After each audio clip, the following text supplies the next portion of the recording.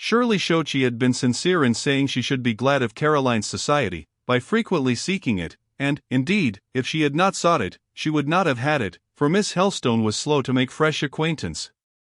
She was always held back by the idea that people could not want her, that she could not amuse them, and a brilliant, happy, youthful creature like the heiress of Fieldhead seemed to her too completely independent of society so uninteresting as hers ever to find it really welcome.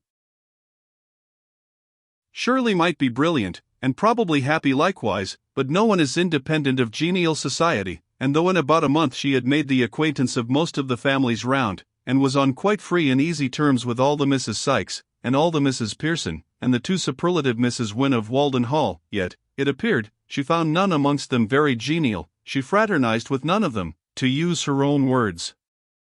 If she had had the bliss to be really Shirley Keeldar, Esq., Lord of the Manor of Briarfield, there was not a single fair one in this and the two neighbouring parishes whom she should have felt disposed to request to become Mrs. Keeldar, Lady of the Manor. This declaration she made to Mrs. Pryor, who received it very quietly, as she did most of her pupils' offhand speeches, responding, "My dear, do not allow that habit of alluding to yourself as a gentleman to be confirmed. It is a strange one.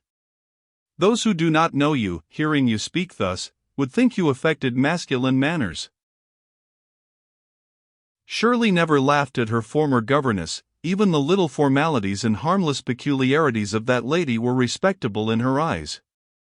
Had it been otherwise, she would have proved herself a weak character at once, for it is only the weak who make a butt of quiet worth. Therefore she took her remonstrance in silence. She stood quietly near the window, looking at the grand cedar on her lawn, watching a bird on one of its lower boughs. Presently she began to chirrup to the bird, soon her chirrup grew clearer, ere long she was whistling, the whistle struck into a tune, and very sweetly and deftly it was executed. "My dear," expostulated Mrs. Pryor. "Was I whistling?" said Shirley. "I forgot. I beg your pardon, ma'am. I had resolved to take care not to whistle before you." "But, Miss Keeldar, where did you learn to whistle? You must have got the habit since you came down into Yorkshire. I never knew you guilty of it before."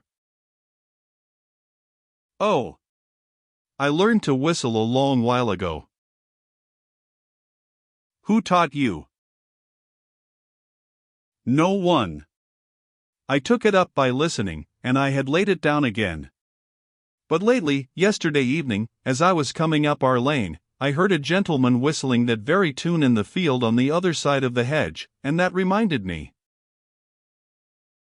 "What gentleman was it?" "We have only one gentleman in this region, ma'am, and that is Mr. Moore. At least he is the only gentleman who is not grey-haired. My two venerable favourites, Mr. Helstone and Mr. York, it is true, are fine old beaux, infinitely better than any of the stupid young ones." Mrs. Pryor was silent. "You do not like Mr. Helstone, ma'am?" "My dear, Mr. Helstone's office secures him from criticism.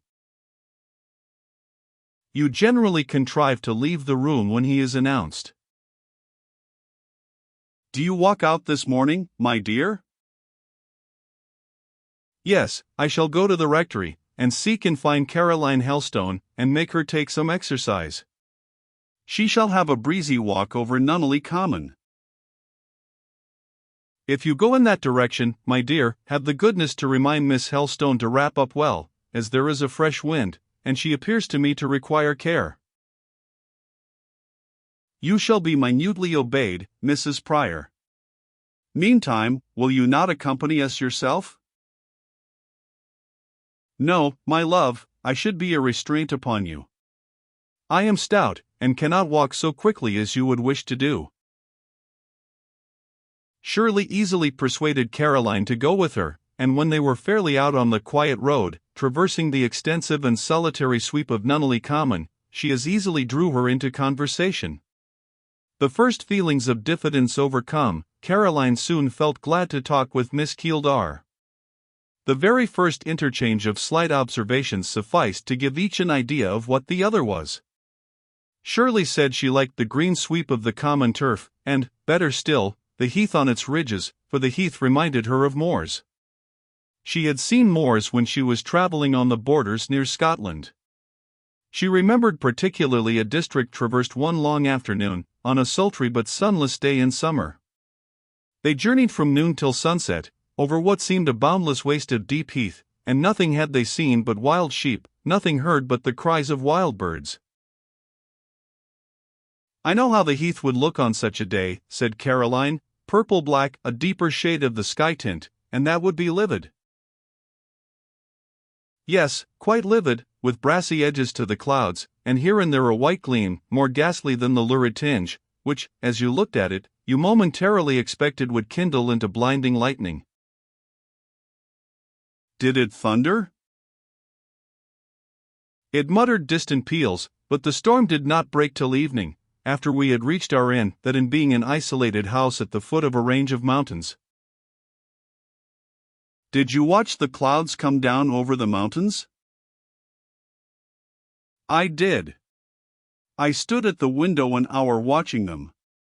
The hills seemed rolled in a sullen mist, and when the rain fell in whitening sheets, suddenly they were blotted from the prospect, they were washed from the world. I have seen such storms in hilly districts in Yorkshire, and at their riotous climax, while the sky was all cataract, the earth all flood, I have remembered the deluge. It is singularly reviving after such hurricanes to feel calm return, and from the opening clouds to receive a consolatory gleam, softly testifying that the sun is not quenched. Miss Keeldar, just stand still now, and look down at Nunneley Dale and Wood." They both halted on the green brow of the common. They looked down on the deep valley robed in May raiment, on varied meads, some pearled with daisies, and some golden with kingcups. Today all this young verdure smiled clear in sunlight, transparent emerald and amber gleams played over it. On Nunwood, the sole remnant of antique British forest in a region whose lowlands were once all sylvan chase, as its highlands were breast-deep heather, slept the shadow of a cloud, the distant hills were dappled, the horizon was shaded and tinted like mother-of-pearl, silvery blues, soft purples, evanescent greens and rose shades, all melting into fleeces of white cloud, pure as azury snow, allured the eye as with a remote glimpse of heaven's foundations. The air blowing on the brow was fresh, and sweet, and bracing. "Our England is a bonny island," said Shirley, "and Yorkshire is one of her bonniest nooks." "You are a Yorkshire girl too?" "I am Yorkshire in blood and birth. 5 generations of my race sleep under the aisles of Briarfield Church. I drew my first breath in the old Black Hall behind us." Hereupon Caroline presented her hand, which was accordingly taken and shaken. "We are compatriots," said she. "Yes," agreed Shirley, with a grave nod. "And that," asked Miss Keeldar, pointing to the forest, "that is Nunwood?" "It is." "Were you ever there?" "Many a time." "In the heart of it?" "Yes." "What is it like?" "It is like an encampment of forest sons of Anak. The trees are huge and old. When you stand at their roots, the summits seem in another region.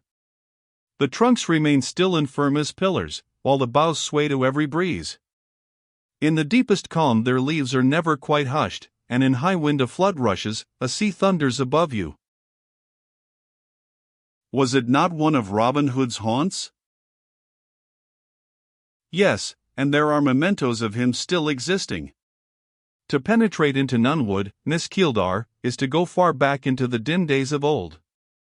Can you see a break in the forest, about the center?" "Yes, distinctly. That break is a dell, a deep, hollow cup, lined with turf as green and short as the sod of this common. The very oldest of the trees, gnarled mighty oaks, crowd about the brink of this dell. In the bottom lie the ruins of a nunnery." We will go, you and I alone, Caroline, to that wood, early some fine summer morning, and spend a long day there.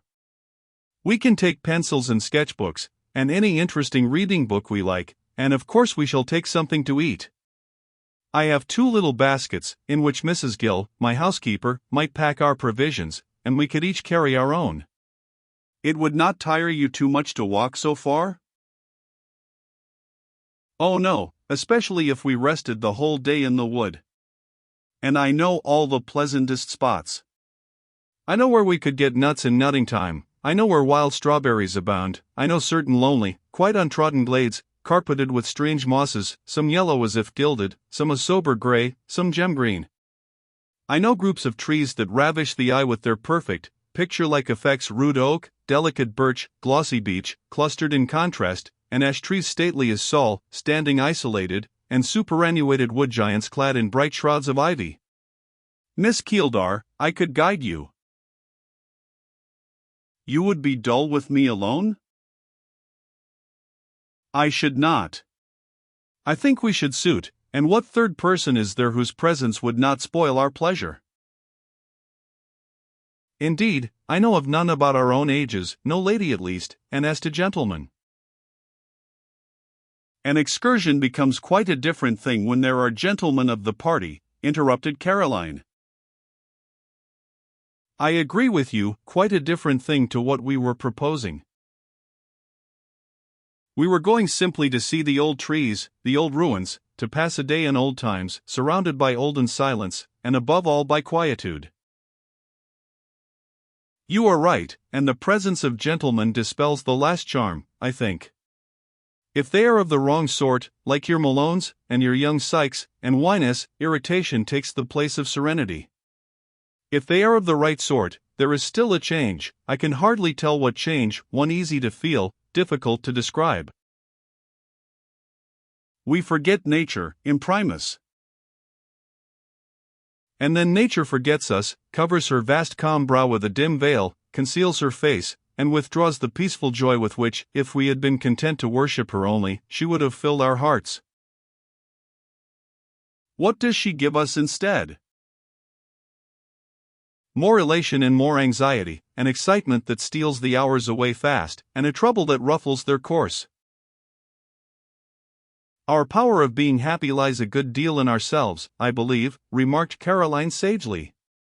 I have gone to Nunwood with a large party, all the curates and some other gentry of these parts, together with sundry ladies, and I found the affair insufferably tedious and absurd, and I have gone quite alone, or accompanied but by Fanny, who sat in the woodman's hut and sewed, or talked to the goodwife, while I roamed about and made sketches, or read, and I have enjoyed much happiness of a quiet kind all day long. But that was when I was young, 2 years ago. Did you ever go with your cousin, Robert Moore? Yes, once. What sort of a companion is he on these occasions? A cousin, you know, is different to a stranger. I am aware of that, but cousins, if they are stupid, are still more insupportable than strangers, because you cannot so easily keep them at a distance. But your cousin is not stupid? No, but... Well... If the company of fools irritates, as you say, the society of clever men leaves its own peculiar pain also. Where the goodness or talent of your friend is beyond and above all doubt, your own worthiness to be his associate often becomes a matter of question. Oh! There I cannot follow you. That crotchet is not one I should choose to entertain for an instant. I consider myself not unworthy to be the associate of the best of them, of gentlemen, I mean, though that is saying a great deal. Where they are good, they are very good, I believe. Your uncle, by the by, is not a bad specimen of the elderly gentleman. I am always glad to see his brown, keen, sensible old face, either in my own house or any other. Are you fond of him? Is he kind to you? Now, speak the truth. He has brought me up from childhood, I doubt not, precisely as he would have brought up his own daughter, if he had had one, and that is kindness. but I am not fond of him. I would rather be out of his presence than in it. Strange, when he has the art of making himself so agreeable. Yes, in company, but he is stern and silent at home. As he puts away his cane and shovel hat in the rectory hall, so he locks his liveliness in his bookcase and study desk, the knitted brow and brief word for the fireside, the smile, the jest, the witty sally for society. Is he tyrannical? Not in the least. He is neither tyrannical nor hypocritical. He is simply a man who is rather liberal than good-natured, rather brilliant than genial, rather scrupulously equitable than truly just, if you can understand such superfine distinctions. Oh yes. Good nature implies indulgence, which he has not, geniality, warmth of heart, which he does not own, and genuine justice is the offspring of sympathy and considerateness, of which, I can well conceive, my bronzed old friend is quite innocent. I often wonder, Shirley, whether most men resemble my uncle in their domestic relations, whether it is necessary to be new and unfamiliar to them in order to seem agreeable or estimable in their eyes, and whether it is impossible to their natures to retain a constant interest and affection for those they see every day. I don't know. I can't clear up your doubts. I ponder over similar ones myself sometimes. But, to tell you a secret, if I were convinced that they are necessarily and universally different from us, fickle, soon petrifying, unsympathizing, I would never marry. I should not like to find out that what I loved did not love me, that it was weary of me, and that whatever effort I might make to please would hereafter be worse than useless, since it was inevitably in its nature to change and become indifferent. That discovery once made, what should I long for? To go away, to remove from a presence where my society gave no pleasure. But you could not if you were married. No, I could not. There it is. I could never be my own mistress more. A terrible thought. It suffocates me. Nothing irks me like the idea of being a burden and a bore, an inevitable burden, a ceaseless bore. Now, when I feel my company superfluous, I can comfortably fold my independence round me like a mantle, and drop my pride like a veil, and withdraw to solitude. If married, that could not be. I wonder we don't all make up our minds to remain single, said Caroline. We should if we listened to the wisdom of experience. My uncle always speaks of marriage as a burden, and I believe whenever he hears of a man being married he invariably regards him as a fool, or, at any rate, as doing a foolish thing. But, Caroline, men are not all like your uncle. Surely not. I hope not. She paused and mused. I suppose we each find an exception in the one we love, till we are married, suggested Caroline. I suppose so.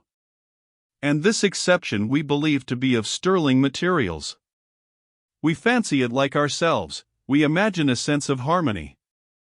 We think his voice gives the softest, truest promise of a heart that will never harden against us, we read in his eyes that faithful feeling, affection.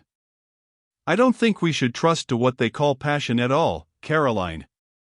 I believe it is a mere fire of dry sticks, blazing up and vanishing. But we watch him, and see him kind to animals, to little children, to poor people. He is kind to us likewise, good, considerate. He does not flatter women, but he is patient with them, and he seems to be easy in their presence, and to find their company genial. He likes them not only for vain and selfish reasons, but as we like him, because we like him. Then we observe that he is just, that he always speaks the truth, that he is conscientious. We feel joy and peace when he comes into a room, we feel sadness and trouble when he leaves it. We know that this man has been a kind son, that he is a kind brother. Will anyone dare to tell me that he will not be a kind husband?